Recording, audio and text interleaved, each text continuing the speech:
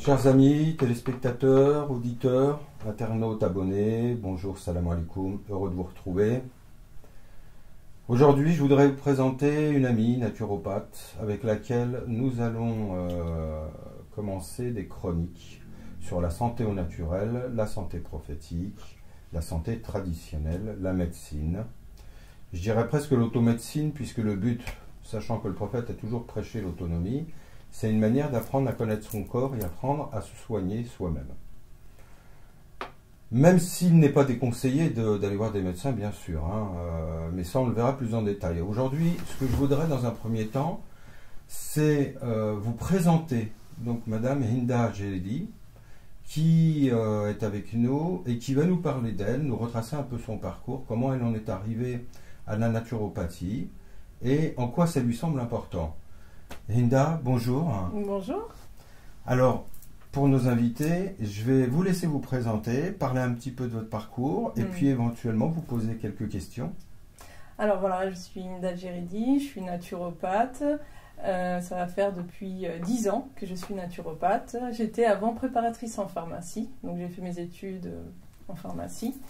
Donc j'ai travaillé 15 ans en pharmacie et comment je suis arrivée à la naturopathie, en fait, j'ai eu un accident. J'ai eu une électrisation et suite à ça, c'est là où j'ai été vers le naturel, l'envie de me nourrir bio, l'envie justement de me ressourcer parce que on a ce besoin d'aller justement se ressourcer à la nature. Et en fait, c'était un peu bizarre parce que j'étais en pharmacie, je délivrais des médicaments donc. Et d'un autre côté, je me disais, non, mais je ne suis pas à ma place ici, je ne suis pas à ma place ici. J'avais cette force intérieure qui me disait, non, t'es ailleurs, c'est pas ici. Donc j'ai fait mes études de naturopathie avec Robert Masson, qui est un grand homme d'ailleurs. C'est vraiment un pont au niveau de la naturopathie. Et il y en a plein d'autres, justement, qui m'ont vraiment éveillée à cette naturopathie. Et la naturopathie, c'est prendre la personne dans sa totalité, c'est une thérapie holistique, donc c'est pas comme la thérapie en fait allopathique qui traite la symptomatique. Alors, là, oui. Je me permets de vous couper parce que je pense que, à mon image, beaucoup de gens derrière l'écran se diront holistique, allopathique, qu'est-ce que c'est que tous ces mots savants et qu'ils ne comprennent pas. Donc l'allopathie, on le sait, c'est les médicaments. C'est donc donner un traitement allopathique, c'est un traitement à base de médicaments, de chimie. Voilà. La thérapie holistique, c'est la thérapie de l'individu dans son ensemble. Voilà, c'est ce que je disais en fait, l'allopathie, donc la médecine allopathique va traiter le symptôme. Vous avez mal à la tête, le médecin va vous donner un médicament pour le mal de tête. Alors que en fait, dans la naturopathie, dans la thérapie holistique, un mal de tête, c'est pas la tête forcément, ça vient du foie, ça vient du système digestif, ça vient d'une émotion. Voilà, en fait, c'est ça, prendre la personne dans sa totalité. Donc en fait, on pourrait corriger moi si je me trompe, c'est grosso modo creuser un peu pour aller chercher le mal à sa racine. Exactement. Et non pas simplement dans ses effets apparents. Exactement, c'est exactement ça. C'est une thérapie qui cherche réellement la source. On parle de source, réellement de la source du mal. Pourquoi telle ou telle personne en est arrivée là? Pourquoi elle vit? La maladie, c'est tout ce qu'on a du mal à dire. Donc en fait, avant qu'il y ait une pathologie, avant qu'il y ait la maladie, il y a une émotion négative ou une émotion positive. Une forte émotion peut causer aussi la maladie. D'accord, qui va provoquer un déséquilibre. Qui va provoquer la notion exactement de déséquilibre. En gros, la naturopathie, 80% c'est de l'écoute au niveau de la personne. La personne, elle vient nous voir et à travers cette écoute, à travers justement cet échange, on décèle des choses. Et on amène la personne à avoir une prise de conscience. Une prise de conscience de pourquoi elle en est arrivée là. D'accord. Alors ça, on y reviendra plus quand on fera des chroniques, notamment sur les différentes thématiques de la naturopathie. En revanche, ce que je voudrais, c'est qu'on fasse un petit retour sur le moment où justement, suite à une électrisation, vous découvrez la naturopathie, vous allez suivre tout un cursus, un enseignement avec le professeur Masson. Robert Masson, oui. Robert Masson. Oui. Et ensuite, qu'est-ce qui se passe? J'ai pas commencé tout de suite à m'installer parce que bon, il faut d'abord faire sa clientèle. Et pour faire sa clientèle, il faut se faire connaître. Donc c'est vrai que j'ai continué à travailler en pharmacie. Et donc dans un premier temps, je conseillais les gens au sein même de la pharmacie. Donc je ne touchais pas par exemple une personne qui venait avec un traitement allopathique. Je ne touchais pas, bien sûr. Mais à côté, je conseillais par exemple un simple mal de tête. Pourquoi prendre du paracétamol, sachant que le paracétamol est très toxique pour le foie. C'est l'un des pires ennemis du foie. Donc, il existe des huiles essentielles qui vont permettre d'agir au niveau justement au niveau hépatique, au niveau du mal de tête. Donc, voilà, dans un premier temps, c'était surtout les conseils en pharmacie. Voilà, beaucoup en pharmacie. Donc, j'ai travaillé pendant pas mal d'années à faire ces conseils en pharmacie. Et ensuite, après, je me suis installée. Et j'ai commencé à faire mes consultations. Et là, c'est vraiment un réel plaisir parce que on se sent utile. On se sent utile à l'être humain. Et c'est une vocation. On ne le fait pas à pas du gain. On le fait vraiment par passion et par amour de l'autre. Et ça, c'est quelque chose qui guérit aussi. Hein. Le meilleur remède, c'est avant tout d'être à l'écoute de l'autre. Et que le patient qui vient nous voir se sent écouté. Et ça, c'est une chose, malheureusement, dans le monde actuel où les gens n'ont pas le temps. Les médecins n'ont plus le temps. Ils ne prennent plus le temps d'écouter. Vous avez tel symptôme, on vous donne tel traitement. Alors que le patient a besoin d'écoute. Il a besoin de ce lien-là, ce lien qui permet justement de se sentir en paix. Parce qu'encore une fois, le patient a besoin de confiance. S'il n'y a pas de confiance entre le patient et le thérapeute, ça ne fonctionnera pas. Voilà. Donc vous avez commencé cette relation avec des malades qui viennent vous voir et que vous allez conseiller pour leur apprendre à se prendre en charge, c'est-à-dire à passer d'une médecine allopathique, c'est-à-dire, j'allais dire conventionnelle, c'est celle qu'on a le plus l'habitude de rencontrer, à une médecine beaucoup plus naturelle où finalement il n'y a pas que les modalités, il y a aussi toute une mentalité qui est différente, puisque une des choses qu'on reproche actuellement à la médecine allopathique et au lobby pharmaceutique, c'est justement cet esprit lucratif qui fait qu'il y a un intérêt financier derrière qui des fois va primer sur la santé du malade. Et on le ressent puisque de plus en plus d'écrits se font dans ce sens-là. Donc être naturopathe, ce n'est pas simplement avoir une connaissance des modalités, c'est aussi avoir une éthique de vie et du rapport avec son malade. J'ai cette chance d'avoir commencé justement mes études en pharmacie. Donc un patient qui vient me voir, je lui demande toujours justement de m'apporter son ordonnance.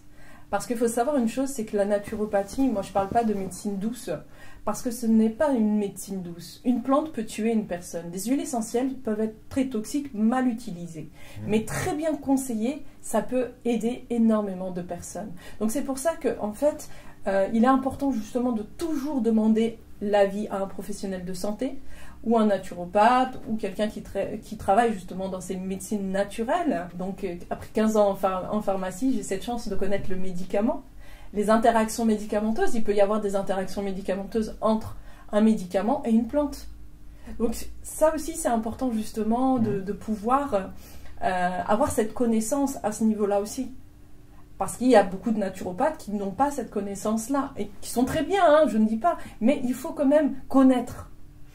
C'est vrai, alors dans le sens où, je vais peut-être me corriger, parce que tout à l'heure je disais pour finalement arriver à se soigner soi-même, c'est vrai et c'est faux, dans le sens où, oui, on apprend à bien mieux se connaître, et d'ailleurs ça sera l'objet de nombreuses de nos chroniques, où on aidera les gens un peu à comprendre le fonctionnement de leur corps, le rapport à la psyché, puisque le psychique et le corporel sont très liés, mais d'apprendre à se soigner seul quelque part, je dirais, il ne faut quand même pas s'y tromper. Le rapport au naturopathe est très important, parce qu'on peut très vite penser que, ah tiens, une huile essentielle pour ci, un petit peu de ceci pour cela, alors qu'en réalité, il peut y avoir des interactions entre ces différents produits, et si on ne les connaît pas, et qu'on ne connaît pas leur réaction sur notre propre corps, puisque chacun de nous est un cas particulier, ça peut entraîner, comme vous le disiez juste avant, des dégâts parfois irréversibles. Mais ça peut entraîner des cancers aussi, hein. Vous avez des huiles essentielles on va dire, qui peuvent être justement favoriser le cancer, hein, donc au niveau du foie, au niveau hépatique et tout. Donc c'est pour ça qu'il est important même dans les médecines naturelles de prendre conscience que certes, elles ont leur efficacité, mais mal utilisées, ça peut faire beaucoup de dégâts. Donc vraiment, moi je suis pas pour l'automédication. Vous voyez par exemple au niveau des médicaments, vous avez des anti-inflammatoires qui sont en vente libre. L'anti-inflammatoire, donc il va calmer certes les inflammations, mais il va causer des troubles digestifs, il va causer un déséquilibre de la flore intestinale, il peut causer aussi des pathologies auto-immunes, il peut aussi causer des ulcères. Donc il y a énormément, il faut vraiment faire attention à tout ça. Et au niveau de la naturopathie, c'est pareil, c'est la même chose, même si c'est une médecine naturelle, c'est pareil, ça peut aussi causer des problèmes de santé et d'autres problèmes aussi, hein, des problèmes respiratoires. Il y a énormément de choses. Le corps humain est tellement bien fait, certes, mais il faut aussi l'écouter et il faut lui donner ce qu'il a besoin et non dire « Ah bah ça a fonctionné sur mon voisin, ça va fonctionner sur moi ». On va dire quand on voit qu'il y a une guérison grâce à justement des traitements naturels, eh bien l'individu change. Il change sa philosophie de la vie, il change sa façon de manger, il change sa façon, on va dire, de se soigner. Et il a ce besoin d'aller vers la naturopathie. Moi, j'ai énormément de patients qui veulent devenir naturopathes aussi et qui me disent « Ah, moi, je veux être comme toi, je veux faire la même chose, c'est trop passionnant et tout. » La formation va venir. C'est quelque chose que justement Mais moi, ce que je suggérerais, c'est même d'envisager des séminaires, tout simplement, pour pousser un peu l'information afin que les gens apprennent à se connaître un peu mieux. Parce qu'un des gros problèmes, moi, que j'ai toujours rencontré dans la médecine allopathique, c'est-à-dire avec le médecin de famille, à l'hôpital ou autre chose, c'est un petit peu comme quand j'arrive devant un garagiste avec ma voiture. Il pourrait me dire n'importe quoi que je ne pourrais pas le contredire, je n'y connais à rien. Et ça m'est arrivé une fois où j'avais justement des maux de tête. Et quelqu'un qui était donc naturopathe de ce domaine-là vient et me dit non mais arrête tous tes cachets de paracétamol et de machin et le reste, ton problème il n'est pas dans la tête, il est dans tes intestins. Et là je suis resté un peu baba parce que je me suis dit c'est pas de moi lui, j'ai mal à la tête et mon problème est dans les intestins. Et ensuite il m'a tout simplement expliqué le rapport et la canalisation, si je peux employer ce terme, qui reliait tout le corps et que quand ça bouchait à un endroit, on pouvait ressentir la douleur à un autre endroit. C'est ce que je disais tout à l'heure. Tout à fait. Et qu'en fait, la douleur, ce n'était qu'un symptôme, mais que la vraie cause était là. Donc là, on était vraiment dans le cadre de la naturopathie. Et au moment où il m'a dit ça, j'ai commencé un peu à comprendre le fonctionnement de mon propre corps, mes différents systèmes, leur interaction, etc. Et ça serait bien, moi j'aimerais bien que vous puissiez envisager des séminaires ou des choses comme ça, pour des gens comme nous qui aimeraient en découvrir un peu plus et comprendre notre propre fonctionnement interne. De toute façon, c'est un projet, hein, c'est un projet d'en faire parce que c'est une telle passion qu'on a envie de le transmettre. Et je pense qu'au jour d'aujourd'hui, on en est là. Pourquoi? Pour transmettre justement à une masse, hein, au maximum de personnes, afin qu'ils puissent connaître leur corps, connaître justement toutes les alternatives qui puissent exister aussi. Hein. Donc et puis, c'est une passion, c'est quelque chose qui devient... on ne peut pas vivre, on respire la naturopathie, on vit la naturopathie, on transmet la naturopathie, c'est quelque chose qui est en nous après. Hein. Et puis c'est une manière de voir le monde et la vie. Parce que je reviens sur ce que je vous disais, c'est que moi personnellement, des problèmes de santé m'ont amené à mettre un peu le nez dans ce domaine-là, j'en parlerai à d'autres occasions, Inch'Allah. Mais ce qui s'est passé, c'est que de la même manière que mon rapport à mon islam, au Coran, au prophète, etc., implique chez moi toujours le besoin de cohérence. Donc, un besoin de compréhension. Dans le Coran, par exemple, ou en islam, tout simplement, le pilier central est la ilaha illallah, c'est-à-dire l'affirmation, la compréhension, porter témoignage de l'unicité de la divinité, avec tout ce que ça implique. Et le Coran va plus loin et nous dit « Fa'alam annahu la ilaha illallah ». C'est-à-dire que de le dire... ou d'en avoir la foi, c'est même pas encore suffisant. Sache, comprends. Or, justement, quand je vous disais d'ouvrir un public plus large, par exemple des séminaires, des formations, des stages, des semaines, comme ça, c'est nous permettre d'aller, sans faire médecine pendant des années, mais d'avoir tout simplement une porte ouverte qui va nous apprendre à comprendre le fonctionnement de notre propre corps, à comprendre le rapport qu'il a avec notre dimension psychique et plus encore avec notre spiritualité. Car un corps mal entretenu peut bloquer une spiritualité. Bien sûr, bien sûr. Et ça, je compte sur vous pour nous éclairer sur tout ça. Je vous remercie. Alors, à moins que vous ayez à rajouter quelque chose toujours pour que notre public vous connaisse un peu mieux. C'est vrai que je suis naturopathe, mais on va dire, je vais aller au-delà, je suis une naturopathe spirituelle. Je ne peux pas mettre la spiritualité de côté. Pourquoi? Parce que c'est la spiritualité qui m'a amené justement à la naturopathie. Et c'est pas la naturopathie qui m'a amené à la spiritualité. Ça m'a une question. Peut-on être réellement naturopathe sans être spirituel? Il y en a. Il y en a qui sont juste naturopathes, en fait, qui ont suivi le cursus de naturopathie et qui sont très dans le... Un peu comme le médecin, voilà, vous allez dans leur cabinet, il y a le patient, il vous donne un protocole, et puis merci, au revoir, et qui ne sont pas dans la spiritualité. Mais c'est quand même paradoxal, parce que... C'est assez paradoxal, oui. Dans la naturopathie, on sait quand même qu'il y a un lien très fort Bien entre sûr. au moins le domaine psychique et corporel, et de vouloir évacuer cette dimension, c'est quand même assez paradoxal. Après, encore une fois, la plupart des naturopathes, c'est parce qu'ils sont naturopathes, qui sont éveillés. Vous voyez ce que je veux dire? Ça veut dire qu'il y a aussi des naturopathes qui le font pour l'appât du gain, pour l'argent. Mais la roue tourne. Donc il faut absolument avoir cette dimension spirituelle pour pouvoir comprendre que l'individu n'est pas qu'un corps physique, c'est une âme, c'est un esprit. Et l'harmonie de ces trois corps est essentielle pour que l'individu soit en bonne santé. Donc c'est quelque chose qu'on ne peut pas mettre de côté. D'ailleurs, c'est cet échange entre vous et moi qui va faire de ces chroniques une richesse. Pourquoi? Parce que c'est allier la spiritualité de l'islam avec tous les hadiths, avec tout ce savoir justement qui manque aussi à beaucoup, pas que la communauté musulmane, mais moi je dis à tous les citoyens du monde. Pourquoi? Parce que le Coran est venu pour l'humanité tout entière, il n'est pas venu que pour les musulmans, il est venu pour l'humanité tout entière. Et c'est une philosophie. Et dans le Coran, subhanallah, il parle du corps humain. Il parle justement de toute cette relation, ne serait-ce que la naissance du bébé avec le fœtus, avec tous les phénomènes qui se passent, avec le lien avec la mère. C'est énorme, c'est énorme. Et donc tout ça fait partie justement d'une prise de conscience. Et on va essayer, à travers ces chroniques, d'amener justement le public à aller vers l'essentialité, c'est-à-dire soi-même, vers cette reconnexion avec le moi, l'enfant intérieur, qui nous relie avec justement l'unicité, avec la transcendance. On va s'arrêter sur ces belles paroles. Je n'ai pas envie de rajouter autre chose à une telle conclusion.